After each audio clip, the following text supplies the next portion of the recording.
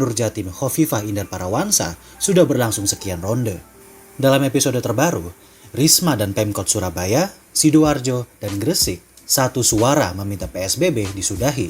Sementara itu, Khofifah bergeming. Pekan ini, mereka sempat otot-ototan lagi dalam rapat evaluasi PSBB Surabaya Raya yang berlangsung selama 2 hari penuh. Kali ini, kubu Risma bisa dibilang menang. PSBB dihentikan. Tapi, melihat rekam jejak perseteruan mereka, jangan harap urusan mereka sudah selesai. Sejak pekan-pekan awal pandemi melanda Indonesia, Bu Risma dan Bu Khofifah sudah saling sikut. Pada awal April, Pemkot Surabaya secara sepihak membatasi pergerakan kendaraan yang keluar masuk kota pahlawan. Bahkan, petugas dari Pemkot berjaga di 19 titik pintu masuk kota Surabaya untuk melakukan sterilisasi. Saat itu, Khofifah menyindir Risma karena menerapkan PSBB secara sepihak tanpa berkoordinasi dengan Pemprov Jatim. Khofifah mengingatkan, PSBB tidak dapat diterapkan secara asal-asalan, harus melalui surat ke Kementerian Kesehatan dan disetujui oleh Gubernur. Kena gertak, Pemkot Surabaya mengalah. Mereka merevisi pernyataan sebelumnya soal penerapan PSBB dan mengaku hanya melakukan pembatasan pergerakan masyarakat. Para petugas di pos-pos perbatasan pun ditarik. Risma dan Khofifah adu mulut lagi tentang klaster penularan COVID-19 dari pabrik rokok PT HM Sampurna di Rungkut, Surabaya. Pada awal Mei, 65 karyawan pabrik rokok tersebut positif COVID-19. 2 diantaranya meninggal dunia. Terlacak, klaster Sampurna memberi tambahan signifikan terhadap laju penyebaran kasus baru di Surabaya Raya. Melihat kejadian ini, Khofifah naik pitam. Ia menuding Pemkot Surabaya lamban melaporkan temuan klaster pabrik Sampurna, sehingga pagebluk keburu meluas. Pihak gugus tugas percepatan penanganan COVID-19 Surabaya menyangkal tuduhan tersebut. Seraya menyatakan bahwa Surabaya telah serius menangani COVID-19. Hanya berselang sepekan, Pemprov dan Pemkot bentrok lagi.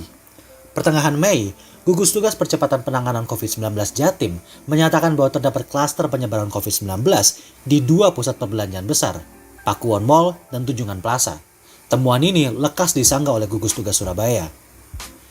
Kemudian, Risma mencak-mencak karena menurutnya rumah sakit di Surabaya dipenuhi pasien positif COVID-19 dari luar daerah, sehingga kapasitas penanganan kotanya terganggu.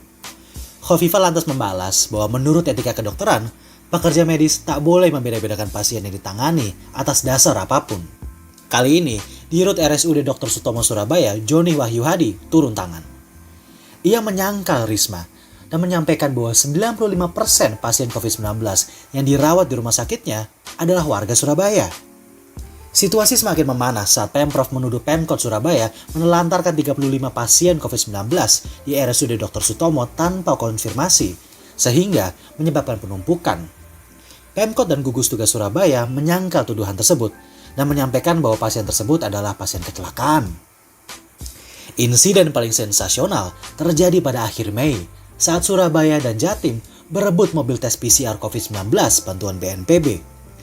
Risma berang setelah kedua mobil tersebut dialihkan oleh Pemprov ke wilayah Tulung Agung dan Lamongan. Ia merasa Surabaya berhak mendapatkan 2 mobil tes tersebut karena mereka telah meminta lebih dulu kepada gugus tugas pusat. Lebih lagi, mayoritas kasus COVID-19 di Jatim berpusat di wilayah Surabaya Raya, sehingga Pemkot merasa mereka harus diprioritaskan. Dalam video viral yang eksplosif, Risma meluapkan kekecewaannya. Bahkan, ia menyatakan bahwa upayanya menangani pandemi telah disabotase. Pemprov mengelak. Ketua Rumpun Logistik Gugus Tugas Jatim Suban Wahyudiono menyatakan bahwa Pemprov tidak menyerobot bantuan tersebut.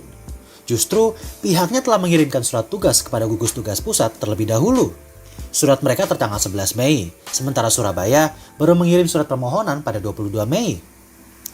Kalau kepalamu pening mengetahui 2 pejabat publik cekcok selagi pandemi mengobrak-abrik Jatim, kamu tidak sendirian. Pengamat komunikasi politik Universitas Erlangga Surabaya, Suko Widodo, menyatakan bahwa kepala daerah tak seharusnya mengumbar perselisihan di ruang publik. Rakyat, menurut Suko, tidak perlu pemimpin yang mendulang simpati dengan mengamuk di depan umum. Dalam kondisi gawat darurat, rakyat butuh hasil nyata. Sentimen serupa pun diutarakan Profesor Khairul Anwar Nidom, Ketua Tim Riset Corona dan Formulasi Vaksin PNF. Menurutnya, Pemprov dan Pemkot harusnya tidak mencederai perasaan masyarakat. Babak terbaru perseteruan Risma versus Khofifah terjadi pada 7-8 Juni saat pemerintah kota Surabaya, Sidoarjo, dan Gresik mengikuti rapat evaluasi PSBB Surabaya Raya bersama Khofifah dan para pakar. Para Pemkot Surabaya Raya yang dipimpin Risma meminta PSBB disudahi karena masyarakat telah kehilangan mata pencaharian dan ekonomi makin semrawut, terutama pada sektor-sektor seperti perhotelan dan restoran. Rapat tersebut digadang-gadang sebagai momentum penting dalam upaya Jatim menaklukkan pandemi. Sebab, saat mereka berkumpul pun Jatim masih menjadi salah satu titik panas penyebaran COVID-19 di Indonesia. Meski PSBB telah diterapkan di wilayah Surabaya Raya sejak 28 April 2020, penerapannya banyak menuai kritik.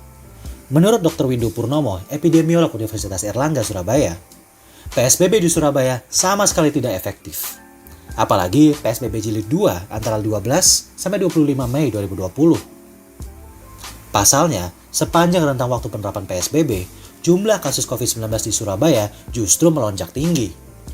Penegakan PSBB dinilai asal-asalan, dan masyarakat tidak berperilaku disiplin selama masa PSBB.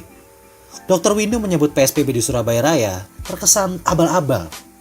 Hasilnya terang benderang. Menurut fakta terbaru, terdapat 5.940 kasus kumulatif COVID-19 di Jatim. Lebih dari separuhnya, atau total 3.124 kasus, berasal dari wilayah Surabaya Raya. Sampai tanggal 7 Juni 2020, data dari portal COVID-19 Surabaya belum menunjukkan tren penurunan jumlah kasus. Malah, kasus kumulatif tumbuh 7% dari hari sebelumnya.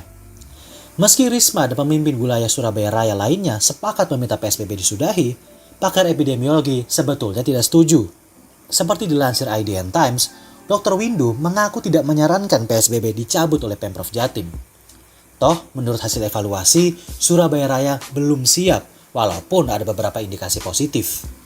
Pertama, jumlah kasus positif terus meningkat. Angka kematian juga masih sekitar 9% dan tren penurunannya tidak tajam. Attack rate COVID-19 di Surabaya juga masih 90 banding 100 ribu. Artinya, di antara setiap 100.000 penduduk Surabaya, ada 90 orang yang terinfeksi. Angka ini tertinggi di Indonesia, jauh melampaui DKI Jakarta yang cuma 70 banding 100.000. Menurut paparan Dr. Windu, sebenarnya ada kabar baik. Laju penularan virus di Surabaya mulai menurun. Bilangan reproduksi efektif yang sempat di angka 4 telah turun jadi 1. Artinya, satu orang berisiko menularkan ke satu orang lainnya saja. Namun, angka positif ini baru dicapai selama 1 hari. Menurut pedoman Bappenas, upaya penanggulangan baru dianggap berhasil kalau angka tersebut dianggap lebih rendah daripada 1 selama 14 hari berturut-turut. Pendeknya, Surabaya Raya sebenarnya sudah mulai membaik. Tapi, otoritas dan masyarakat harus bersabar, karena kalau PSBB dicabut sekarang, semua kemajuan itu bakal percuma. Apesnya, Dr. Windu memprediksi bahwa apapun temuan yang ia kasih, PSBB bakal tetap disudahi karena alasan politis. Masyarakat sudah keburu alergi dengan istilah PSBB. Sebagai gantinya, ia berharap aturan PSBB bakal tetap diterapkan, tetapi dikemas dengan istilah berbeda untuk menghindari amarah publik. Atau setidaknya meniru strategi masa PSBB transisi ala DKI Jakarta. Setelah rapat tersebut usai, keputusan diturunkan. PSBB Surabaya Raya dicabut dan masa transisi selama 2 pekan mulai diterapkan. Khofifah menyatakan bahwa kini kewenangan kembali ke Pemkot dan Pemkab yang akan mengambil keputusan dengan kebijakan dan kearifan lokal masing-masing. Bila sebelumnya Risma dan Khofifah saling melempar lembing kata di depan publik, kali ini mereka tampak lebih tenang. Namun, apakah islah kali ini justru bakal berujung fatal bagi Jawa Timur? Data dan saran para ahli sudah mengacu pada kesimpulan yang jelas soal lanjut tidaknya PSBB Surabaya Raya. Risiko bila PSBB dicabut sudah dijabarkan dengan gamblang.